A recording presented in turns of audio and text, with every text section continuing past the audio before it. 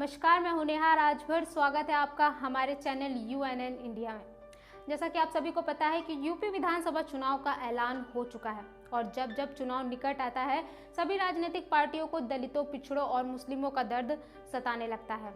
हर बार चुनाव आते ही सभी नेता बड़े बड़े वादे करते हैं, लेकिन जैसे ही चुनाव खत्म होता है सारे वादे धरे के धरे रह जाते हैं। चुनाव के पहले विकास की बात की जाती है, लेकिन हर बार चुनाव खत्म होते ही जो है धर्म और जातिवाद में राजनीति सिमट कर रह जाती है। बात करें अगर मुस्लिम समुदाय की, तो हर बार चुनाव में ये बहुत बड़ा सवाल बना रहता है कि आखिर मुस्लिम समुदाय के लोग किस पार्टी पर मेहरबान होंगे, किस पार्टी को अपना वोट देंगे। पिछले विधानसभा चुनाव में अपनी अहमियत खो चुके मुसलमान इस बार चुनाव में अपनी अहमियत को पाने के लिए पूरी कोशिश में है। वो जो अहमियत उनकी पहले की थी वो दोबारा हासिल करने की पूरी कोशिश में है, इसलिए वो काफी ज्यादा एहतियात बरत रहे हैं।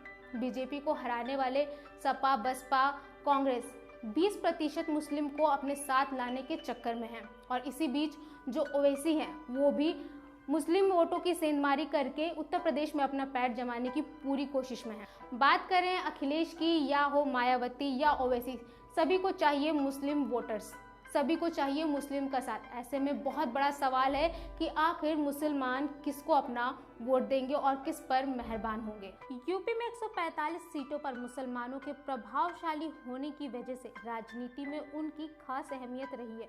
1990 में राजनीति में राम मंदिर के नाम पर राजनीतिक आंदोलन शुरू हुआ। 1991 के चुनाव में राम लहर अपने चरम पर थी, तब पहली बार बीजेपी की सरकार बनी। 6 दिसंबर 1992 को उसी के रहते अयोध्या में बाबरी मस्जिद गिराई गई। तब से यूपी के मुसलमान बीजेपी हराओ अभियान छेड़े हुए हैं। जो पार्टी बीजेपी को हराने में सक्षम दिखती है, मुसलमानों का वोट का बड़ा हिस्सा उसी को मिलता है।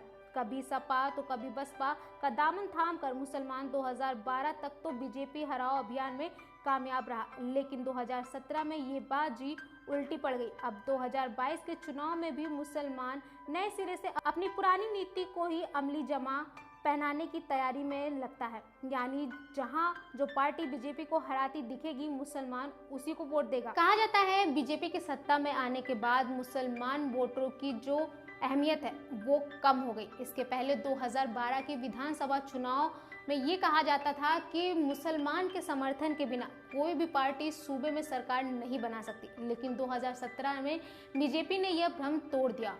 दरअसल 2017 में बीजेपी ने किसी भी मुस्लिम उम्मीदवार को नहीं उतारा और अकेले ही 312 सीटों पर जीत हासिल की और अपने सहयोगी दलों के साथ 325 सीटें जीतकर 3/4 बहुमत से सत्ता में आई। मुसलमानों के सहारे बसपा और सपा जो अभी तक जीत हासिल करते आ रहे थे, उनके घमंड को उसने चकनाचूर कर दिया और कांग्रेस की उम्मीदों पर पानी फिर गया। बता दें, सपा इस बार मुस्लिम वोटरों की पहली पसंद हो सकती है, क्योंकि अखिलेश यादव को मुख्यमंत्री योगी आदित्यनाथ का सबसे बड़ा प्रतिद्वंदी कहा जाता है। पश्चिमी उत्तर प्रदेश में सपा का आधार यादव वोट ना के बराबर है। ऐसे में जाटों वाली आरएलडी के साथ गठबंधन की स्थिति में मुसलमानों का वोट मिलने की भरपूर संभावना है। सपा ने पिछले चुनाव में 50 मुस्लिम उम्मीदवारों को उतारा था, जिसमें से 17 ने जीत हासिल की थी। तो ऐसे में हो सकता है कि इस बार जो मुस्लिम है वो सपा को वोट देंगे।